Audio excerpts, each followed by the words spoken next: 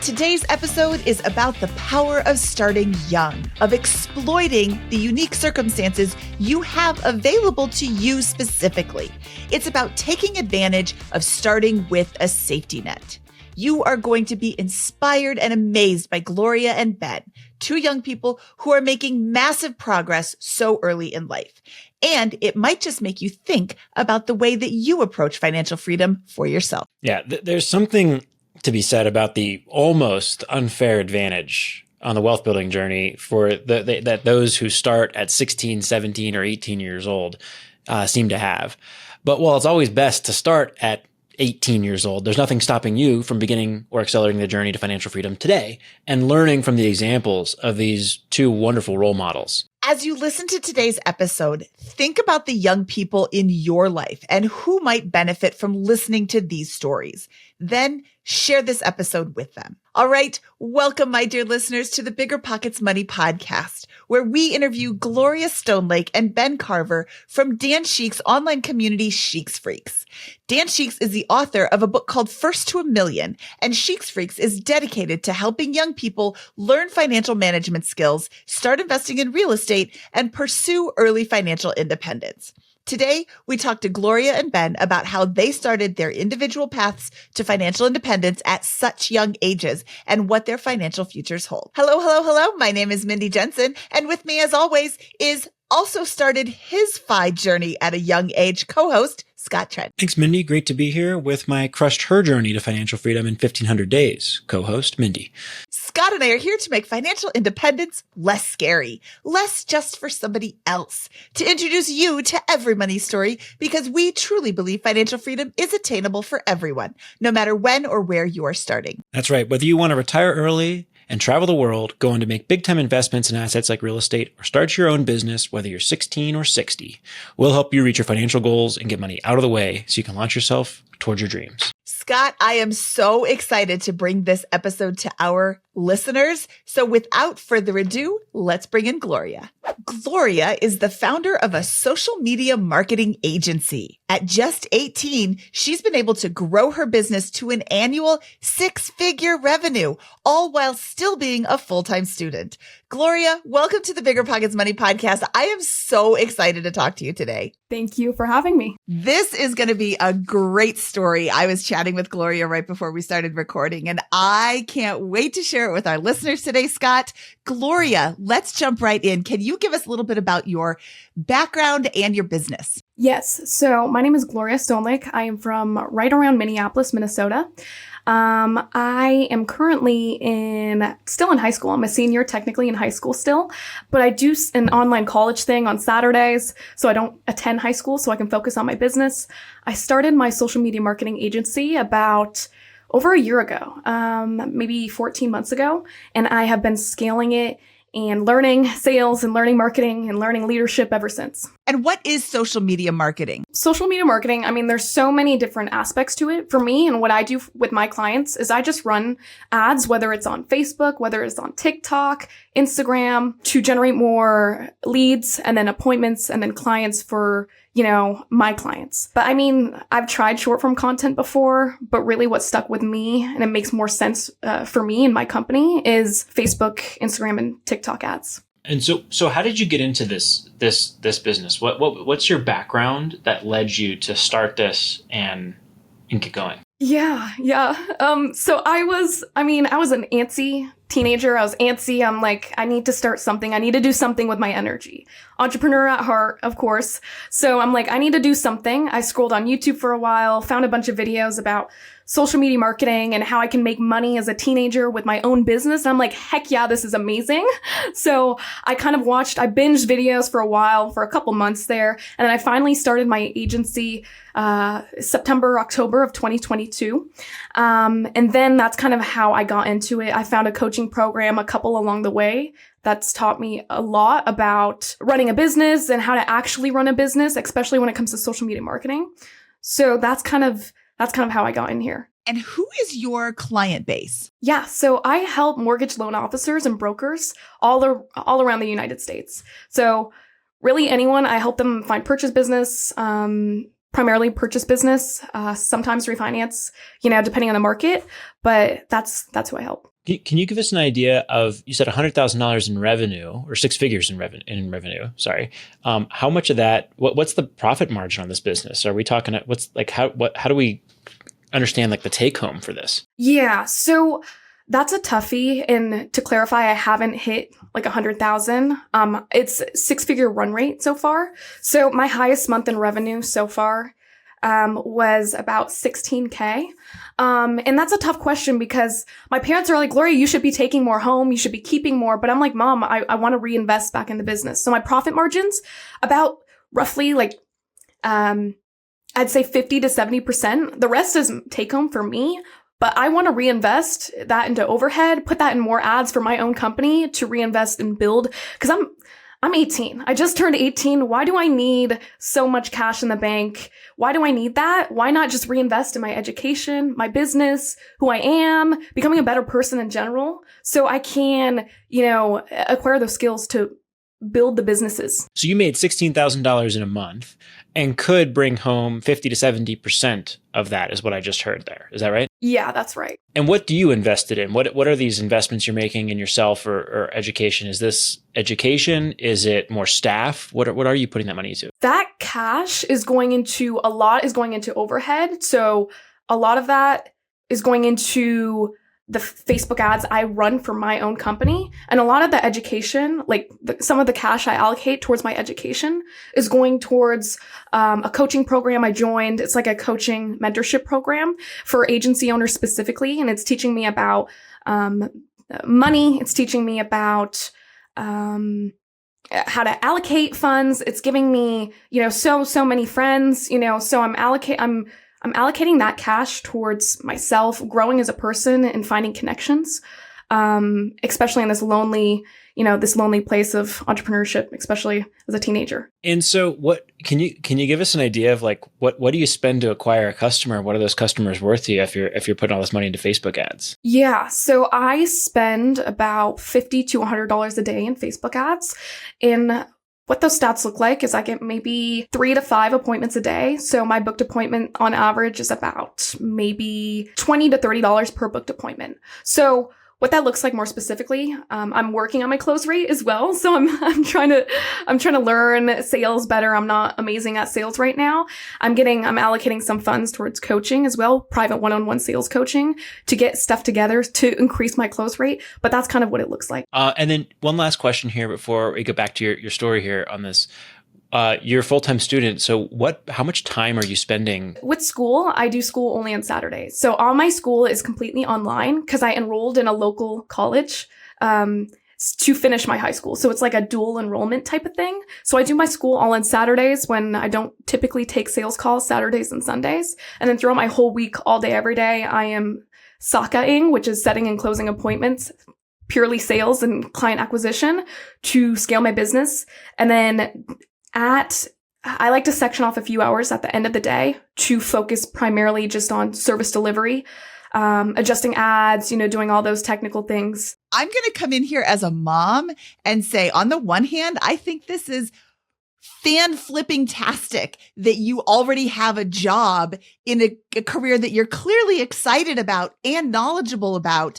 And also I'm like, oh, you're only doing school on Saturdays. Shouldn't you be spending more time on your schoolwork? But also, why? Why should you be spending more time on your schoolwork? So that you could get a job?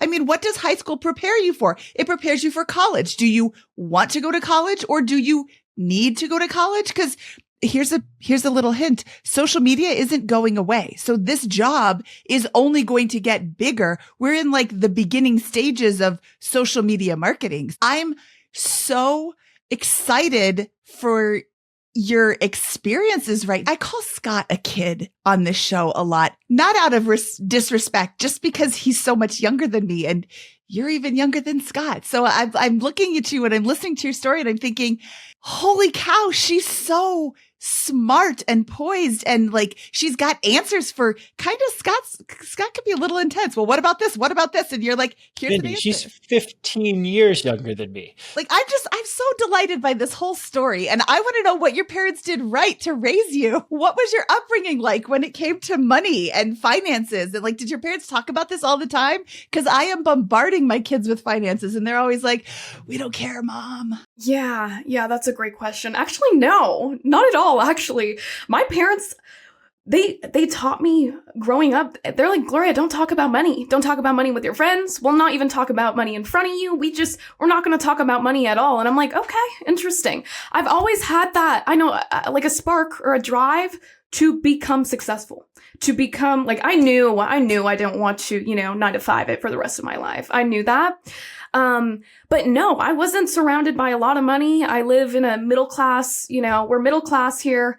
Like, I wasn't surrounded by a lot of money. I just have a drive, a drive to succeed, a drive to do something different, a drive to build something. So then what made you want to start your own business? I mean, the drive, yes, but if they're not talking about money, do your parents have traditional jobs where they work for other people, or are they entrepreneurs as well? They work 9 to 5 jobs. And I feel like that motivation came from seeing that.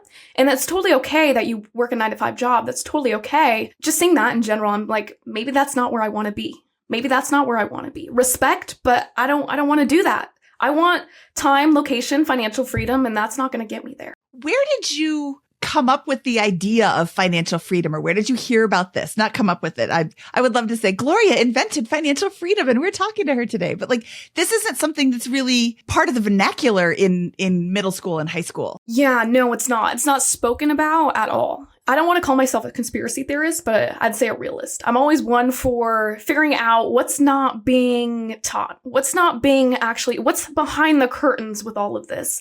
So in the 8th grade, I did my own research. I decided I'm going to read Rich Dad, Poor Dad, going to do a bunch of research, right? Figure out what is the real way? How do I get wealthy? How do I start something? How do I do something? Where do I allocate this energy?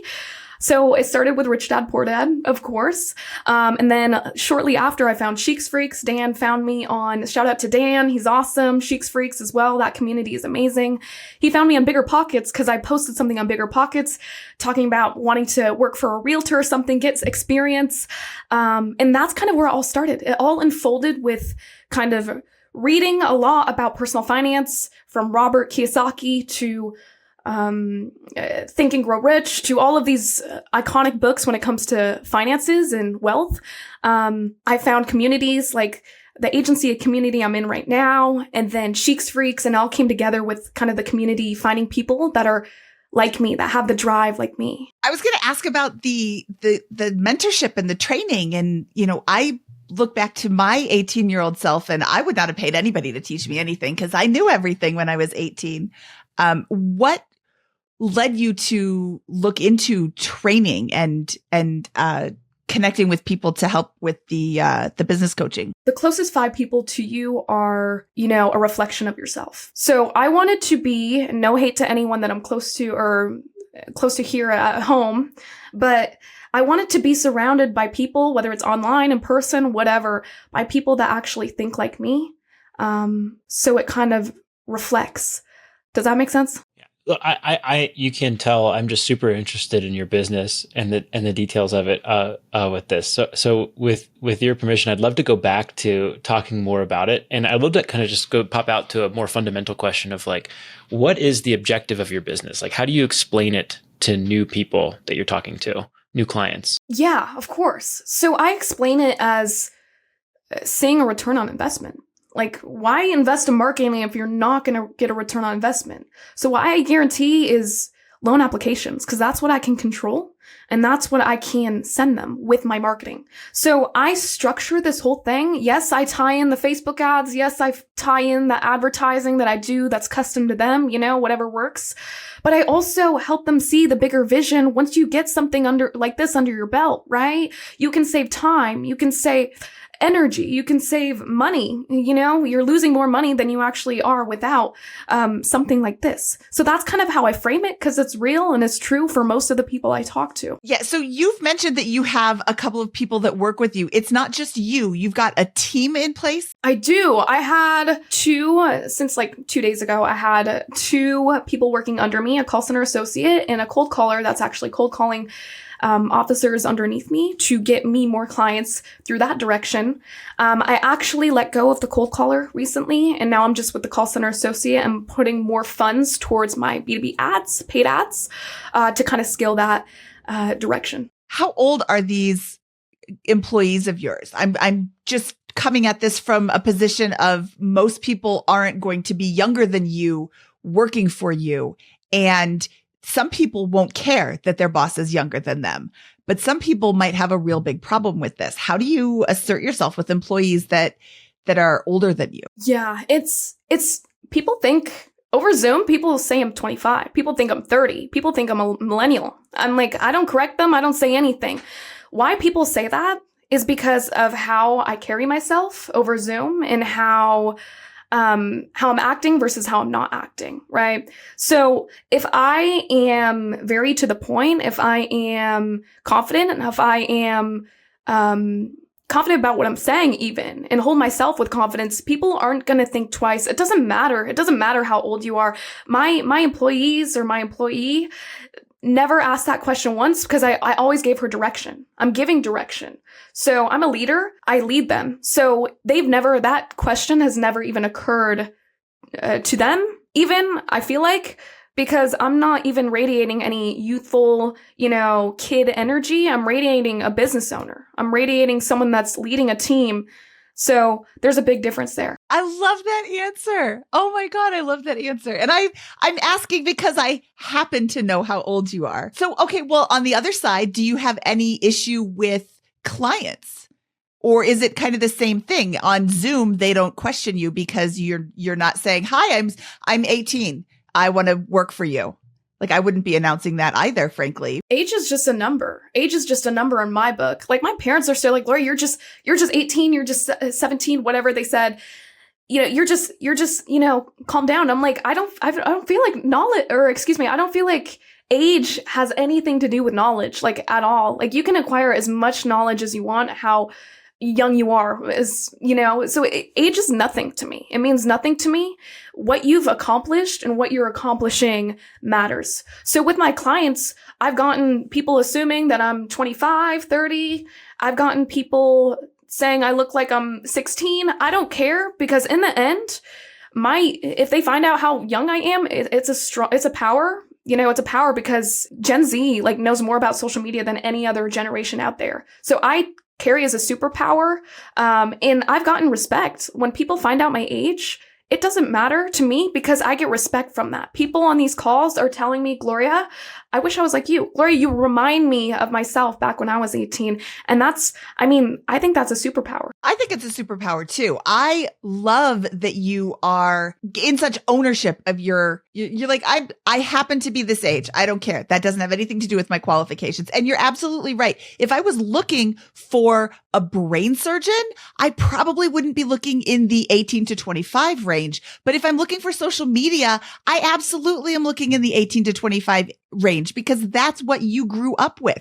You mastered. I don't know anything about social media, and I am totally fine with that. But if I need somebody to do that for me, I need somebody who understands it, and who understands it better than the people who literally grew up with it. What are some of the challenges that you have faced on your entrepreneurial path? Taking action and getting uncomfortable. I feel like it's hard. It's hard at the beginning to get uncomfortable. It's hard to pick up the phone and dial and talk to people when, it's hard when I grew up without amazing social skills. It's hard to do things that make you uncomfortable. So the number one thing that was just a struggle to me was just talking to people, getting comfortable talking over the phone, and connecting with people. And sometimes I still have a problem with that. But I'm trying to shed that and move forward with that. Something funny though, my old job, I used to work, actually before I started my agency, I worked at a restaurant, a local Chinese restaurant around where I live.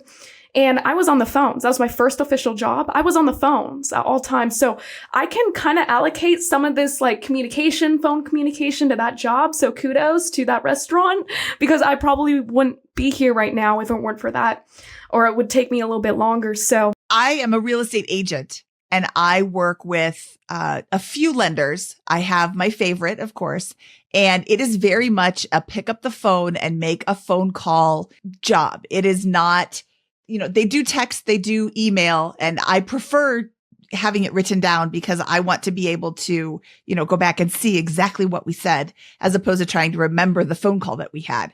But in this industry, in the real estate industry, it's all about relationships and people want you to pick up the phone and call. So that's awesome that you have that experience and that you're working on flexing that muscle. Cause honestly, what's the worst that's going to happen? They're going to say, no, I don't want your services. Thank you so much. And then they're going to hang up. And that's like, okay, next.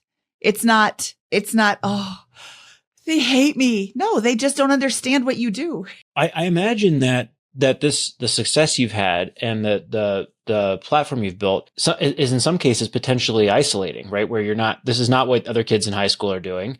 How have you built community and managed relationships as a CEO and an entrepreneur here? It's complicated a little bit because I'm still close with my friends that I grew up with, but I also have made so many new connections with other entrepreneurs around my age in these other different entrepreneurship groups. So I feel like I kind of am allocating some of that energy over here to build these relationships, but also it's still balanced and it's still kind of on either side, it's still kind of the same. There's a little bit of distance with, what I'm doing. It's like I'm at the level where I am thinking about business. I'm thinking about my career and future when maybe it's not the case so much with, people I used to hang out with so often. So, there's no disrespect at all. There's nothing like that. Everyone grows at different paces, but it's hard. Like, it's still hard navigating this, but I'm coping, I'm learning with all of this. So that's that. Awesome. And then last question here, I imagine in your situation, this puts some conflict into play about what should be next. Like, should you take a gap year between high school and college? Should you go to college at all just because you have this super profitable business? How are you thinking about those types of questions, and what's your kind of lean right now? I'm not going to college. It's just not in the, it's not in the scope of where I'm looking to take things. No college for me. I don't think sitting in a classroom is just not my forte. I like taking action. I'm actually technically in college right now for marketing. So I do college marketing on the side and I run a marketing business over here. What they're teaching over here with the college marketing, it's not the same, and it's not it's not what I'm saying over here in the real world, the real business. So people say, high school, gets you ready for college. It, gets you ready in college, gets you ready for the real world. I don't think so, because I'm doing the real world right now, and it's not even similar to what I'm doing in class. What is one piece of advice that you would tell someone like yourself who's young and wants to start off on their own financial freedom journey? You have to get rid of the limited beliefs. We have to unscrew up our mind. Once you understand how much power you actually have, what you can accomplish, it doesn't matter how old you are, 15, 16, 17, 18, 19, 20, it doesn't matter. Everyone has the power to take action, and taking action is learning and experiencing. In this day and age, we have so much access to anything online, courses and everything. My question is, if you want to become successful, if you're just like, I just want to make money, why are we going to college when we can find all of that information literally on YouTube University, I like to call it. I think self-belief, taking action and acquiring those skill sets and putting that over just making a quick buck at the beginning, what's the worst that can happen? What is the worst that can happen? They're just going to say no thank you and hang up. I also want to call out one other thing here is you are basically skipping senior year of high school, essentially, right? With the part-time classes here in order to start your business. What a great concept for aspiring entrepreneurs to at least think about in the back of their minds. Like, this year for you is a free spin, right? You have rent and probably food paid for because you're living. I think you're living at home. Is that right? Yep, I am. So, you get a free spin. If this hadn't worked out, you go to college and continue along with your education and get a job like everybody else. Because it did work out, you have now a business that is worth probably multiples of the revenue that you have currently on the trajectory. You have a great income stream and a super promising trajectory here. I think that's a really powerful thing for parents and students, that are thinking about entrepreneurship to consider. This was, and you can even start it potentially in the summers, right? And part-time at first, towards the end of sophomore, junior year, if you're really starting to plan around it and think, hey, is there a way to de-risk this even there and actually make sure that there's a momentum building before you decide to drop out of the traditional schooling system. And to add to that, if you don't mind, I feel like anyone can just start now. You can just start now. You don't need to wait. You don't need to wait. Just start now. Take that first step. 99% of people don't take that first step. So once you take that first step, you're good to go and just sail, cope. Well, Gloria, you are absolutely amazing. Thank you for sharing this story. I will wish you a lot of success. You don't need it. The wish is there because you are well on your way. You've got incredible command of your business here. Congratulations on what you built. And I can't wait to see the enormous business that you build over the next couple of years here. Love the way you think about approaching business and life here. Really have high respect for the total competency and command you have over it and the learner attitude. So thank you so much for joining us today. Yeah, thanks so much. Before you go, Gloria, where can people find this lovely business? Yeah, so they can email me at gloria@glowmedia, glowmedia.us. And then they can find my website, fill out a survey to see if I can help them. Loan officers at glowmedia.us. And then if you're interested in, what I'm doing, I'm also building my personal brand. So my Instagram is Gloria Entrepreneur. And then my YouTube is also Gloria Entrepreneur, if you're interested. Awesome, Gloria. This has been so much fun. I had a great time talking to you. Thank you so much. And we will talk to you soon. All right. Thanks so much. Holy cat, Scott. I feel a little bit lazy after talking to Gloria. What an impressive young woman. I love I'm not going to college. I would have been a little surprised if she was in that situation. I mean, that was just absolutely amazing and impressive. I am so excited for her future because it is, she might not know this song, Scott, but her future's so bright, she's got to wear shade. Do you know that song? Another pop culture reference goes way over my head. So please give me feedback, as you always do, dear listeners, in the YouTube comments on a missed pop culture reference. 1987, Timbuk 3. The future's so bright, I gotta wear shades. If just looking at her, I need to put shades on. Her future is absolutely so bright. And I'm so delighted to have her on the show today. And I am so delighted to be able to share her story with our listeners. All right, now let's talk to Ben. Ben is a real estate agent and investor who got his start in the industry while still in high school. At age 22, Ben has been able to build robust savings and investment funds while slowly and strategically building out his real estate portfolio. Ben, welcome to the BiggerPockets Money Podcast. I'm so excited to talk to you today. Hi, thank you so much. I'm really honored to be here today. Okay, Ben, I just said that you got started in high school. How did you get started in real estate in high school? What were you doing? During high school, my dad started doing investing in all sorts of stuff, stock market. He decided to do a flip with me one day, and so we went and flipped a property together. So real estate's always kind of been a part of my life, but I started kind of taking an active approach with it in high school. Awesome. So let's talk about your money history, your growing up. Did your parents talk about money with you, or did they kind of just ignore it? Money was never taboo like it is in a lot of families, but I've definitely experienced both sides of the coin. So my parents, when they got married before I was born, they were dirt poor. By the time they had me, money was very, very tight for us, but it was something we talked about. They were never scared of it. They just didn't have a lot of it. And I watched as my family went from being definitely lower mid class, not going out to eat, that kind of stuff, to eventually my dad starting his own business, during the first part of high school. And eventually, money wasn't really a problem for my family. We were able to travel and do all these fun things. So, I had a time in my life where I held on to every dollar. And then I had another time in my life where I, alongside my family, learned that it's okay to let go of money and, not be cheap and invest and all that kind of stuff. Can you walk us through, well, does that inform, first of all, your relationship with money now? And then I'd love to hear about this first flip in high school. Yep. So I'm at a point with money right now where I've learned a lot about, like I said, letting go of money. I put most of it towards investments, and I'm just really focused on spending my time in the best possible way, whether that's, using money to free up time to spend time with my wife, or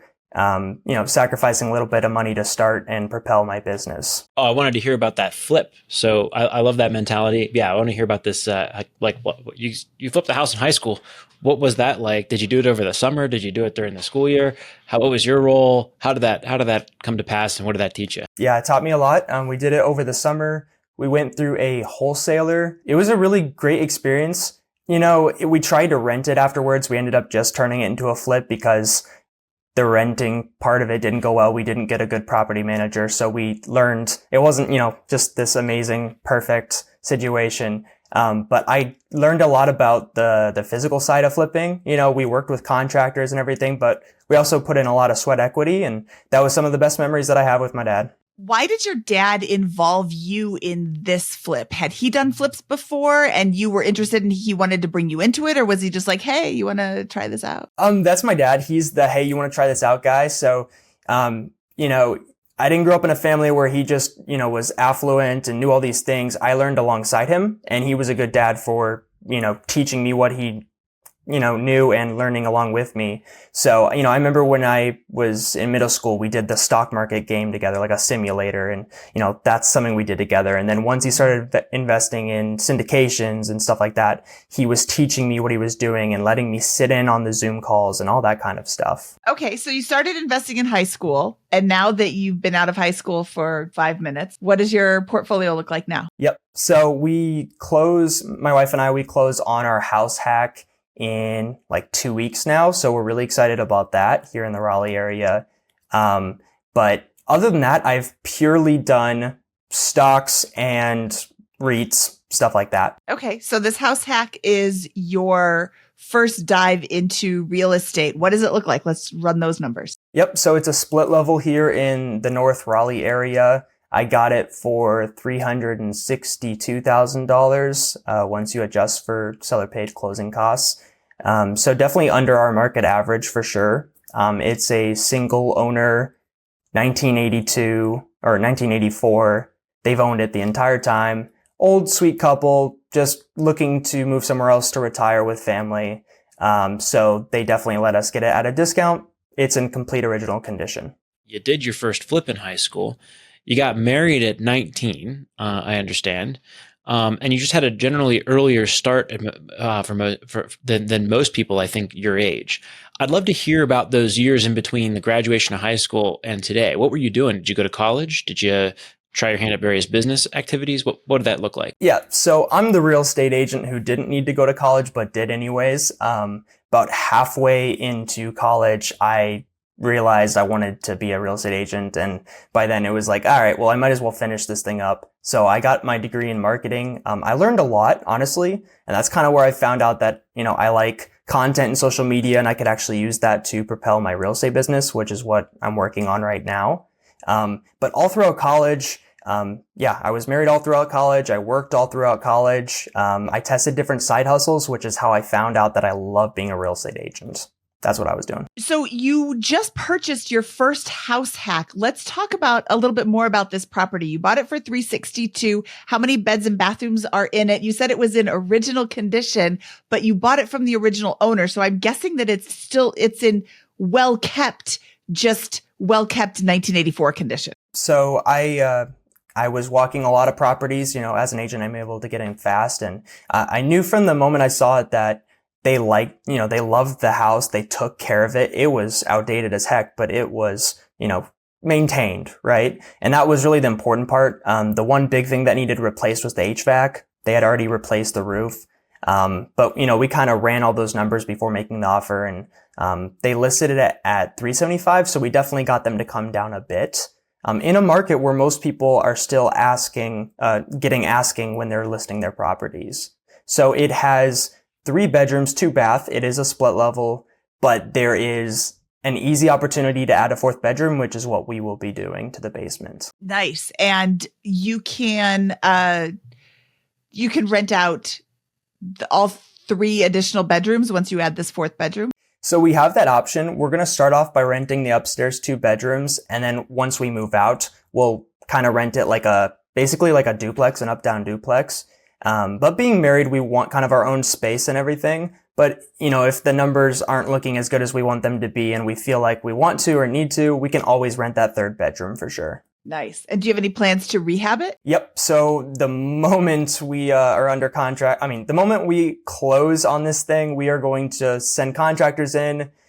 We ourselves are going to be putting in sweat equity. Again, we're going to be doing the LVP flooring, which is something I've done on a lot of homes. We're going to be painting the thing. We're actually going to be putting a kitchenette in the basement. We're going to be tearing down some walls, but then we're going to hire people to scrape off popcorn, put in the HVAC, that kind of stuff. You're obviously living in a house hack here, and that's going to help control your biggest expense. But what's your kind of mindset around the rest of your spending? Are you very frugal? Have you walked us through a journey that your family went under. Where are you at personally with regards to your mentality around spending? Yeah, I'm very frugal, and I've always been that way. When I was younger, I knew the importance of every dollar, and I just naturally saved up. I was able to save up a lot during high school and college because of that. But now that we've gotten to a certain point in our finances, we can, relax a little bit. We spend money on dates and, experiences, travel. But outside of that, both my wife and I thankfully are in agreement that, it's just not worth spending money to spend money. And so we've been able to save up quite a bit. And what does she do? So she coordinates a physical therapy office here in Raleigh.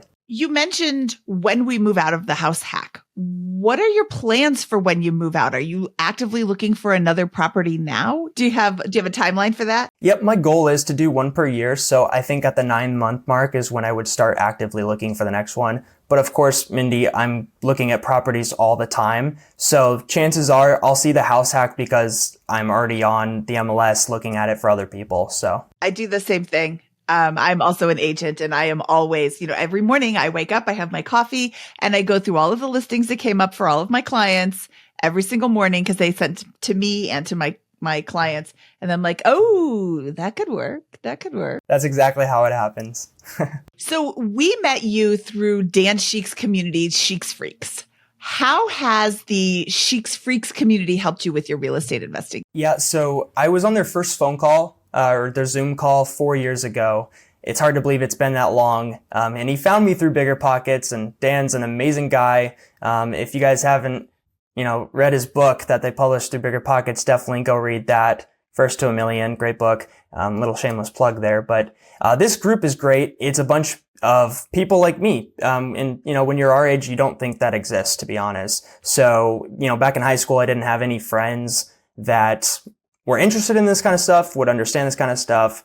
And so, this group opened up people anywhere from ages 14 to 27 who have similar interests in business, entrepreneurship. Some are real estate agents, some make content, but everyone has that shared passion of reaching early financial freedom. Awesome. What's like kind of the best piece of advice or most kind of useful connection you've made through that group? Two answers to that question. First of all, I'd say that being able to be on this podcast was a pretty great connection. So, but I'd also say that we get guest speakers a lot. We'll usually have like 2 guest speakers a month. And so, Scott, you've spoken on there. I think Mindy's spoken on there too.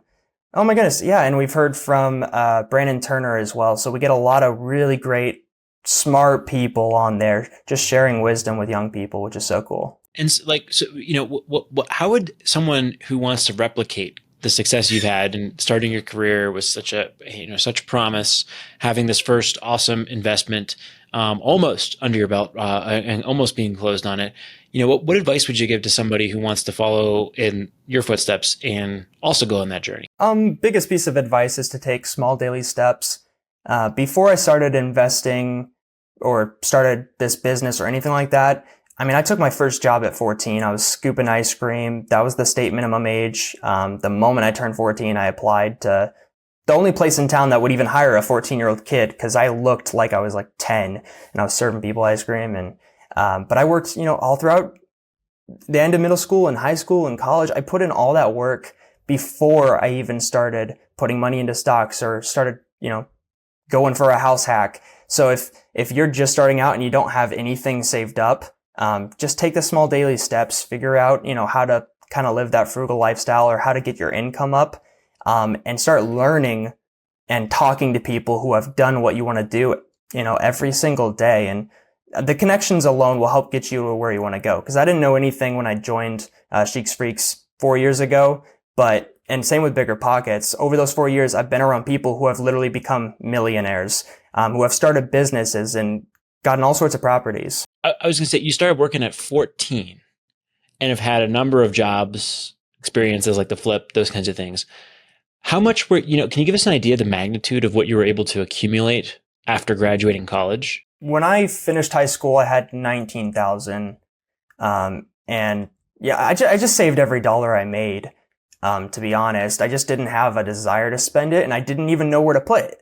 And so once I entered college, it was 2020, the stock market crashed, and per the advice of my dad, who didn't have any experience with investing in stocks, but all of a sudden he was interested in it, said, why not just throw your money in there, And so I did. And, you can call it dumb, you can call it luck, you can call it dumb luck, but I was able to grow that money substantially throughout college, and that definitely helped our financial position. Awesome. So hard work and good timing from an investment standpoint probably means you have ample for the down payment on this property, plus plenty of reserves, plus you've been accumulating after college. So you got an incredible start here in terms of your financial position, just less than a year after graduating college. Yeah, I'd never thought that I'd have this much at this age. I remember it was getting really, really close to being my 21st birthday. And then like a week or two before I turned 21, we hit 100K. And I thought 100K by 20, that's pretty awesome. I didn't even know that was possible. It's just crazy. It just happened really fast. What is your 10-year plan and your 10-year investing plan? I definitely want to accumulate at least 8 house hacks. Kind of running the numbers the way I have, I think 8 house hacks would be more than enough to take care of our major living expenses and then some. And in that same amount of time, I don't have a number, but I want to grow my real estate agent business. In 10 years, honestly, I'd love to be running a team myself and getting most of my leads through social media and other platforms like that. Have you made any mistakes so far? I mean, you've actually got a lot of 4 or 5 years of experience at this point, investing and working. Despite your young age, you're relatively experienced in a lot of things. Any lessons learned or things you take back? Yeah, when my dad and I were investing in many different things, we were trying to diversify, and so we at one point for fun put our money into a robo investing website that went to zero, and played around a little too much with Bitcoin. There was one point in 2021 where that 19,000 turned into 60,000, and I thought I'd made it. And I remember thinking, this can't last forever. I need to sell. And I think at the time the market had even turned a little bit. And at that point I was watching it every day, which is dumb. You shouldn't do that. You shouldn't get emotionally attached to your investments, which I definitely did, because my gosh, I have $60,000 and I'm, whatever, 19. And so I sold everything, and then things kept going up, and then I ended up buying later at a higher price. And, not that I need it, but I'd be even further ahead if I hadn't acted emotionally. And that's one thing that I definitely learned. Some people learn that lesson 30 years from your point with a much larger dollar amount. So I think it's great. What a great lesson there. And I think, that's not going to hold you back very much at all. But thanks for sharing it. Where can people find out more about you if they want to follow your journey or potentially work with you as an agent? Sure. Yeah. So, if you're on any social media platform, it'll be @It's Benjamin Carver.